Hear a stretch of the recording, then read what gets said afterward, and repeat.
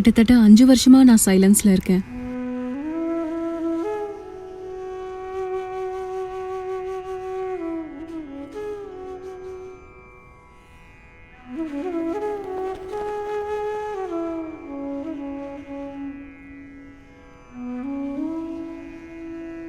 நமஸ்காரம்.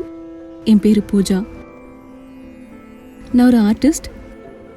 படங்கள் வரைஞ்சு அதை எக்ஸிபிட் பண்ணுவேன். பாடுறது, இசையமைக்கிறது எல்லாமே பண்ணியிருக்கேன்.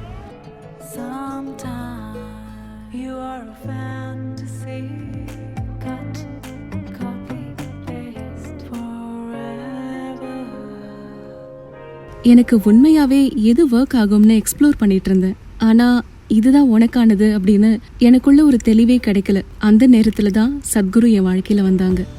2019 செப்டம்பர் மாசம் நான் காஷிகிரமால ஒரு பங்கேற்பாளராக இருந்தேன். செப்டம்பர் 23 நடந்த சத்குரு ஞானோதயம் அடைந்த நாள் தர்ஷன் தான் நான் நேரடியாக கலந்துக்கிட்ட முதல் சத்குரு தர்ஷன். நான் சும்மா வெயிட் பண்ணிட்டு இருந்தேன். சத்குரு உள்ள வந்தாங்க. அவங்க உள்ள வந்தப்போ அங்கிருந்த சூழ்நிலை, அந்த காத்து எல்லாம் அப்படியே மாறிடுச்சு. அது என்னன்னு என்னால புரிஞ்சுக்க முடியல.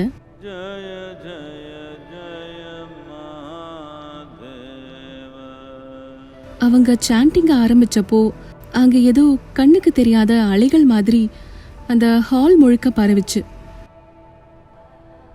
அப்புறம் இந்த கண்ணீர் எதனால வருதுன்னு என்னால புரிஞ்சுக்க முடியல. ஏன்னா நான் எதையும் உணரல, ஆனா கண்ணீர் வந்துட்டே இருக்கு.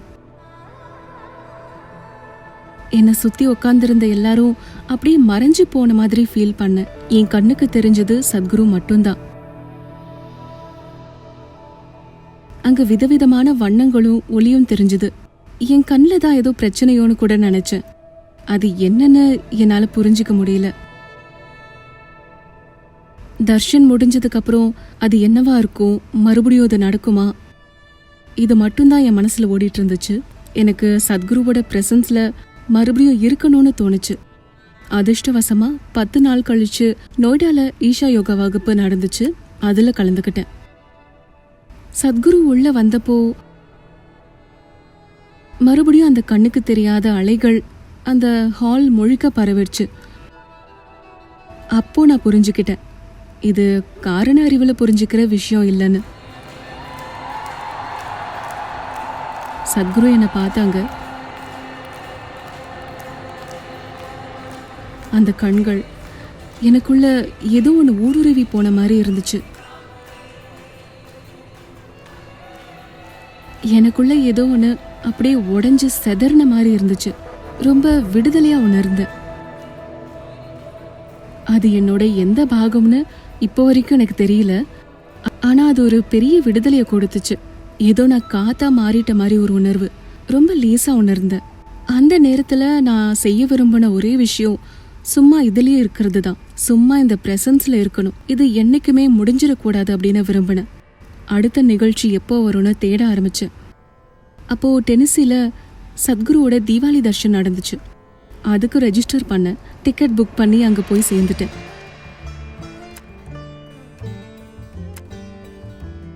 அதுக்கப்புறம் சரியா 10 நாள் கழிச்சு அடுத்த நிகழ்ச்சி நியூயார்க்ல சத்குருவோட மிஸ்டிக்காய் அங்கேயும் போனேன். டாலஸ்ல ஈஷா யோகா வகுப்பு நடந்துச்சு. அதுக்கும் ரெஜிஸ்டர் பண்ண.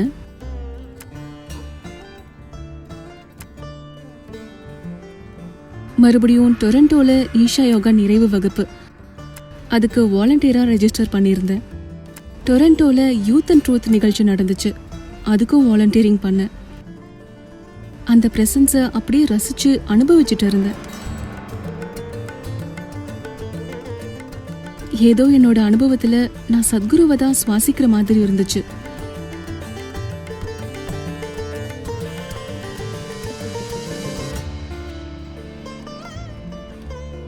என் வாழ்க்கையே சத்குரு சத்குரு சத்குரு தானே ஆயிடுச்சு. இப்போவும் அப்படிதான் இருக்கு. அதுக்கப்புறம் 10 நாள்ல டிசம்பர் 3 அன்னைக்கு டொரண்டோல ஒரு ப்ரீ சமயமா மீட் நடக்குதுன்னு எனக்கு ஒரு மெசேஜ் வந்துச்சு.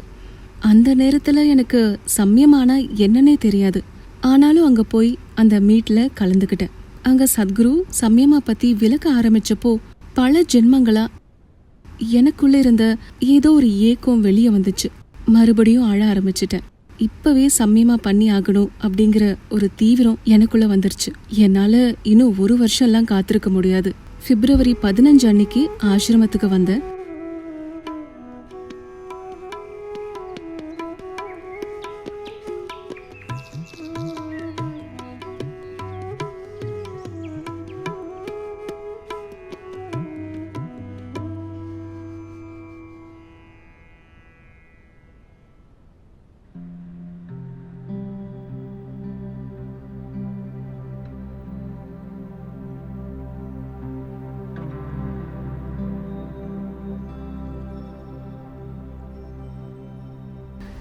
நான் மனசார ஆசைப்பட்டது என்னன்னா, சத்குரு என்னை கூப்பிடணும், என்னை பார்க்கணும், ஏதோ ஒரு ப்ராசஸ் எனக்கு கொடுத்தாரு.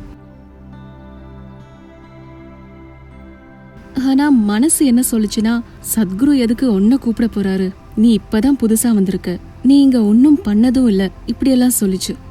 என்ன ஆனாலும் சரின்னு நான் சும்மா கண்ணை மூடி உட்கார்ந்திருந்தேன்.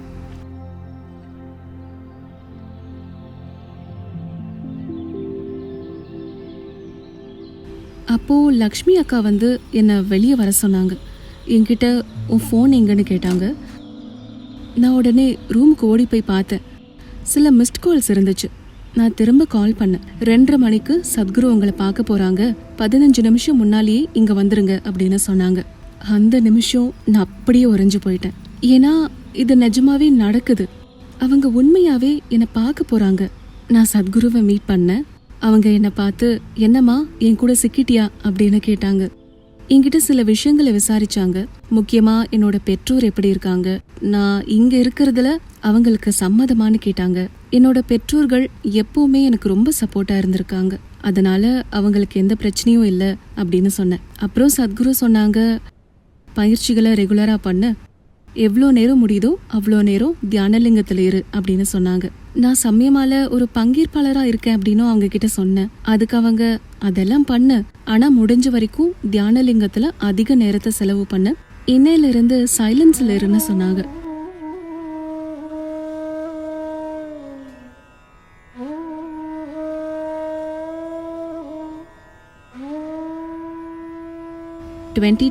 பிப்ரவரி 17 அன்னைக்கு சைலன்ஸ் கொள்ள போனேன். அன்னையிலிருந்து சைலன்ஸ்ல தான் இருக்கேன்.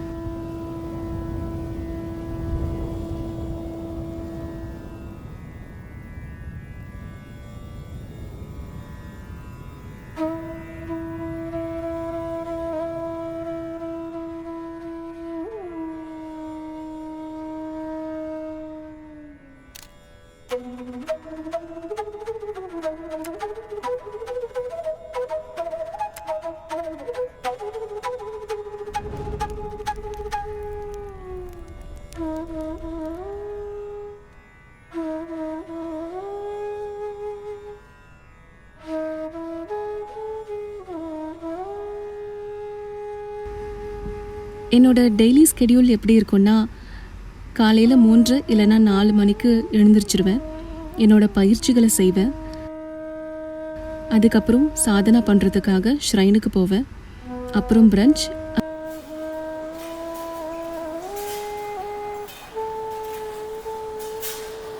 அப்புறம் மறுபடியும் சைலன்ஸில் இருப்பேன்.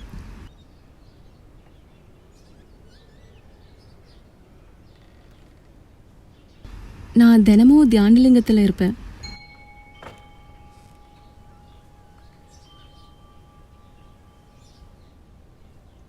என்னோட நாள் இப்படி தான் இருக்கும். சைலன்ஸில் இருக்கிறது, அப்புறம் சும்மா இங்கே இருக்கிறது. ஆரம்ப கட்டத்தில் சைலன்ஸ் ரொம்ப கஷ்டமாக இருந்துச்சு.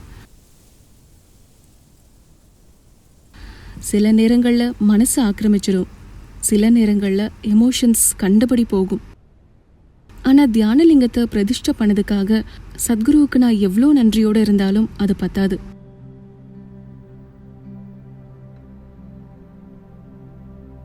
ஏன்னா சைலன்ஸை உணரணும்னு நினைக்கிறவங்களும், உள்ளத்தில் அசைவில்லாத நிலைக்கு போகணும்னு நினைக்கிறவங்களும் வேற எங்கேயும் போக தேவையில்ல.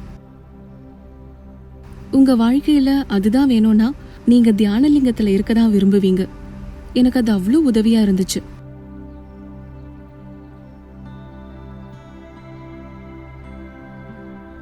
சத்குரு சொல்வாங்கல்ல, அதாவது நமக்கும் நம்ம மனசுக்கும் நம்ம உடம்புக்கும் நடுவுல ஒரு இடைவெளி இருக்குது. அந்த இடைவெளியை நான் உணர ஆரம்பிச்சேன். ஆரம்பத்துல இந்த நிலை வந்து வந்து போயிட்டு இருக்கும். நான் ரொம்ப தீவிரமா உட்கார்ந்துருக்கும் போது மட்டும்தான் அது இருக்கும். ஆனா போக போக அது நிரந்தரமானதா மாறிடுச்சு. இந்த இடைவெளியால இந்த தெளிவு வந்துச்சு. அந்த தெளிவு என்னன்னா, எனக்கு எதுவுமே தெரியாதுன்னு எனக்கு தெரிஞ்சுது. எனக்கு உண்மையாவே எதுவுமே தெரியாது அப்படிங்கிறத ஏத்துக்கிட்ட மனப்பக்குவமும் வந்துச்சு.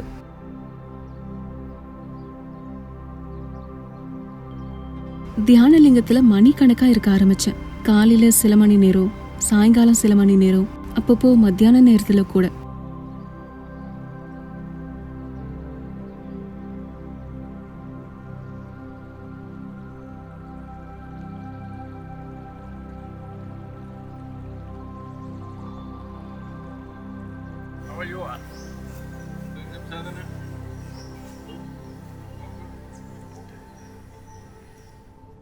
அவங்க என்ன சைலன்ஸ்ல இருன்னு தான் சொன்னாங்க. எவ்வளோ நாள் இருக்க போறேன்னு சொல்லவே இல்லை. அதனால இது எவ்வளோ தூரம் போக போகுதுன்னு எனக்கு எந்த ஐடியாவும் இல்லை. ஆனா ஒரு கட்டத்துல இதுதான் நமக்குன்னு ஏத்துக்கிட்டேன். இதுதான் நமக்கானதுன்னு ஏத்துக்கிட்டேன். இனிமே சத்குரு கிட்ட எவ்வளோ காலத்துக்குன்னு கேட்க போறது இல்லை. நான் சும்மா இங்க இருக்க போறேன். என்ன நடந்தாலும் நடக்கட்டும்.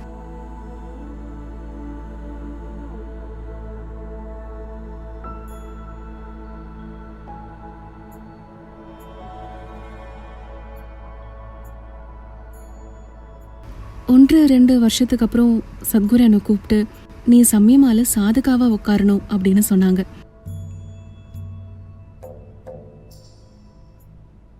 சத்குருவோட பிரசன்ஸை நான் உணர்றதுக்கும் சத்குருவோட பிரசன்ஸை பங்கேற்பாளர்கள் உணர்றதுக்கு ஒரு வாய்ப்பாகவும் சத்குரு என்கிட்ட ஒரு விஷயத்த பங்கெடுத்துக்க சொல்லி கேட்டது இதுதான் முதல் தடவை. நான் அவர்கிட்ட கேட்டேன், அதுக்கு நான் எப்படி என்னை தயார் பண்ணிக்கிறது, நான் அதுக்கு என்ன பண்ணணும் அப்படின்னு. அவர் சொன்னாங்க, நீ எதுவும் பண்ண வேண்டாம், சும்மா அசைவற்ற நிலையில இருக்கணும், தியானலிங்கத்தில் இருக்கணும், அவ்வளோதான் அப்படின்னு. எவ்வளோ முடியுமோ அவ்வளோ ஸ்டில்லாரு, எவ்வளோ முடியுமோ அவ்வளோ தீவிரமா இரு, எந்த நோக்கமும் இல்லாம சும்மா இரு அப்படின்னு சொன்னாங்க.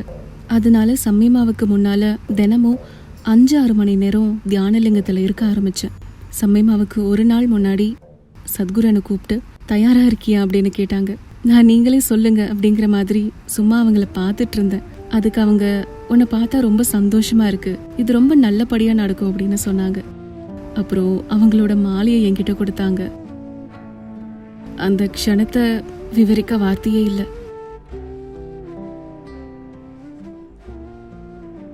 அடுத்த நாள் சமயமா நடந்துச்சு.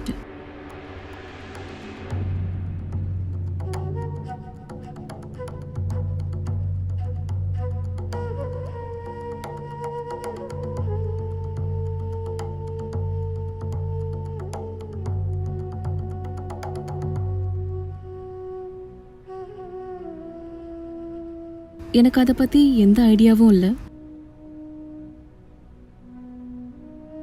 அது மௌனத்தோட முற்றிலும் மாறுபட்ட ஒரு பரிமாணம்.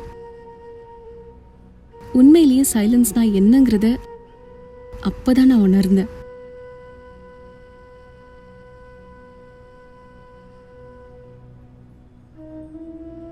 உடல், மனம், சக்தி இது எல்லாத்தையும் தாண்டி ஒரு பரிமாணம் இருக்குன்னு சத்குரு சொல்லுவாங்க.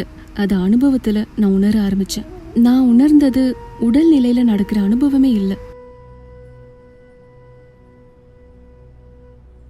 அந்த அனுபவத்தினால உள்ளுக்குள்ள அசைவில்லாம இருக்கிற நிலையும் இன்னும் ஆழமாக ஆரம்பிச்சது. ஹட்டயோகாவால மற்ற பயிற்சிகளால உடல்நிலையில வர அசைவற்ற நிலை ஒண்ணு.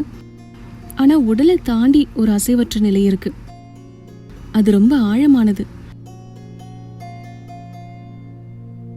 அதுக்கு நேரம் அளவே கிடையாது. அது முற்றிலும் வேற ஒரு விஷயம். உங்களால தக்க வச்சுக்க முடியும்னு நீங்க நினைச்சு கூட பார்க்க முடியாத அளவு தீவிரத்துக்கு போறீங்க. உடல்நிலையும் இவ்வளோ தீவிரத்தை உங்களால தக்க வச்சுக்க முடியும்னு உங்களுக்கே தெரியல. ஆனா அது நடக்குது. இன்னும் ஆழமாகிட்டே போகுது. எப்போ அந்த நிஷ்சலனம் உங்களுக்குள்ள ரொம்ப ஆழமாகுதோ காலத்தோட தொடர்பை நீங்க இழந்துடுறீங்க. எவ்வளோ நேரம் உட்கார்ந்துருந்தீங்கன்னு உங்களுக்கே தெரியாது.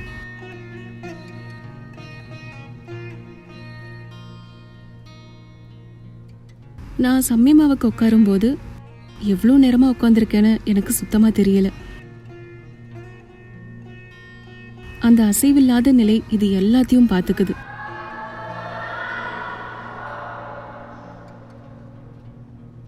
என்னோட வழக்கமான நேரம் என்னன்னா, அதிகாலையிலேயே வந்து அங்க இருப்பேன். அன்னைக்கு எல்லா செஷனும் முடிஞ்சதுக்கு அப்புறம் நைட்டு தான் அங்கிருந்து கிளம்புவேன். அவ்வளோ நேரம் என்னால் உட்கார முடியும்னு எனக்கே தெரியாது. ஆனா அசைவற்ற நிலை ஆழம் ஆக ஆக அங்க இருக்கிறது ரொம்ப சுலபமாயிடுச்சு. அதுவும் ஆழமான அசைவற்ற நிலையில என்னோட உடம்பு தொந்தரவு பண்ணாம இருக்கும்போது மட்டும்தான். ஆனா உடல்ல எல்லாமே நடக்குது. உடல் பத்தின விழிப்புணர்வு முழுசா இருக்கு. சொல்ல போனா நீங்க சம்யமாவுக்கு உட்காரும்போது எல்லாமே உங்க விழிப்புணர்வுல இருக்கும். உங்களை சுத்தி என்ன நடந்தாலும் உங்களுக்கு தெரியும். ஆனா அது உங்களை பாதிக்காது. சொல்ல போனா நானும் கூட அதுல இருந்து மெல்ல மெல்ல மறைற நிலைக்கு வந்துட்டு இருக்கேன். எனக்கு தெரியல, அது பிரசன்ஸ் மட்டும்தான். எல்லாமே அந்த பிரசன்ஸை பத்தினது தான். இந்த பிரசன்ஸை அனுபவிச்சுட்டு இருந்த அந்த நபரும் இப்போ மறைஞ்சிட்டு இருக்கிறாங்க. சம்யமா தியானத்துக்காகவோ இல்ல தியான லிங்கத்திலேயோ உட்கார்ந்துருக்கும் போது சில சமயம் எனக்கு அந்த அனுபவத்துக்குமான தொடர்பு, அதை உணர்ற ஒருத்தரா அது இல்லாம போயிடுது. அதுவும் மறைஞ்சிட்டு வருது. இது இன்னும் என்னை எவ்வளோ தூரம் கூட்டிட்டு போக போகுதுன்னு தெரியாது. ஒவ்வொரு சமயமா தியானத்தப்பவும் இது வளர்ந்துகிட்டே இருந்துச்சு. எல்லையே இல்லாம விரிவடைஞ்சுகிட்டே போச்சு. நான் ஆரம்பத்துல சொன்ன அந்த அலைகள், அதாவது சத்குரு முன்னால இருக்கும்போது மட்டும்தான் அனுபவிச்ச அந்த அலைகள் திடீர்னு இங்க நடக்க ஆரம்பிச்சது. நான் நடக்கும்போது நான் தியானம் செய்ய முயற்சி பண்ணல. சமயமாவை பத்தி நினைக்க கூட இல்ல. சும்மா கோயில் நோக்கி நடந்து போயிட்டு இருக்கும்போது அந்த அலைகள் தானாவே நடக்குது. அப்போ சத்குரு பக்கத்துல எங்கேயாவது நடந்து போயிட்டு இருக்காங்களா அப்படின்னு கூட பாப்பேன். ஆனா உடல்நிலையில அவர் அங்க இல்ல. அப்ப இருந்து எல்லாமே மாறிடுச்சு. வாழ்க்கைய பார்த்த விதமே மாறிடுச்சு. தியானலிங்கத்தோட எனக்கு இருந்த உறவும் ஒரு விதமா மாறிடுச்சு. ஏன்னா அதுக்கு முன்னால வரைக்கும் அது உணர்ச்சிகளால உந்தப்பட்டதா தான் இருந்துச்சு. ஆனா இப்போ அது வேற ஒண்ணா மாறிடுச்சு. அது ஒரு விழிப்புணர்வா, அது ஒரு எப்படி சொல்றதுன்னு எனக்கு தெரியல. இந்த சக்தி சத்குரு கிட்டேயும் இதுதான் நடந்துச்சு. ஆமா, நிச்சயமா உணர்ச்சிகள் இருக்கு. ஆனா சத்குருவை அப்படி ஒரு பரந்த நிலையில உணர்ந்து, சத்குரு தான் இந்த சைலன்ஸ்.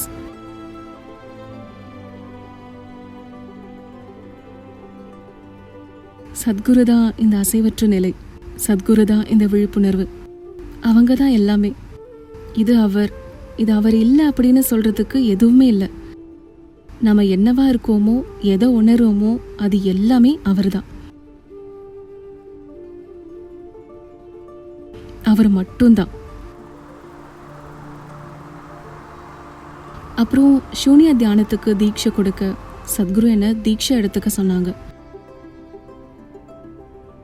அங்க உட்காந்து சத்குருவுக்கும் அவரோட பணிகளுக்கும் எல்லா நிகழ்ச்சிகளுக்கும் ஒரு கருவியா இருக்க முடியுதுங்கிறப்போ இதுக்கு மேல வேற என்ன வேணும்னு எனக்கு தெரியல. என்னோட குருவுக்கு தொண்டு செய்யறதும் அவரோட பணியை முன்னெடுத்து போக முடியறத விடவும் உண்மையிலேயே என்னால வேற எதுவும் பெருசா பண்ணிட முடியாது. வாழ்க்கையில இப்படி ஒரு மாற்றம் சாத்தியமானு எனக்கு சுத்தமா தெரியாது. ஒரு சிஷ்யையா, எந்த ஒரு ஆன்மீக பின்னணியும் இல்லாத ஒருத்தரா எனக்கே இது சாத்தியம்னா இது யாருக்கா இருந்தாலும் சாத்தியம்தான். சத்குரு சொல்ற மாதிரி இந்த நிசப்தத்துல இருக்கிறது தான் நடக்குது.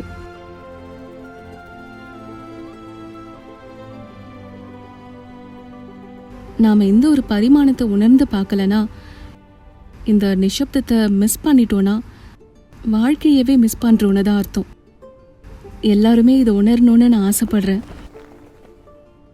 நான் சத்குருவை பார்க்குறப்போ அவங்களோட முழு உழைப்பும் அவங்களோட மொத்த வாழ்க்கையுமே மக்களை இந்த நிலைகளுக்கு உயர்த்தணும் அப்படிங்கிறதுக்காக தான் அர்ப்பணிச்சிருக்காரு.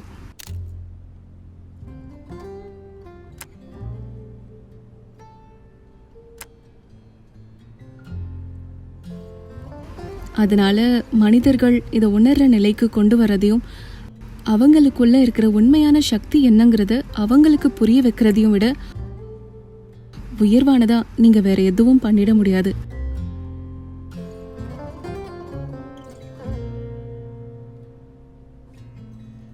ஒரு 5 வருஷமா நான் சைலன்ஸ்ல இருக்கேன். இதுக்கப்புறமும் சைலன்ஸை கண்டினியூ பண்ண போறேன். இது எவ்வளோ காலத்துக்குன்னு அவருக்கு மட்டும்தான் தெரியும். அவர் என்ன சொல்றாரோ அப்படி நான் நடப்பேன்.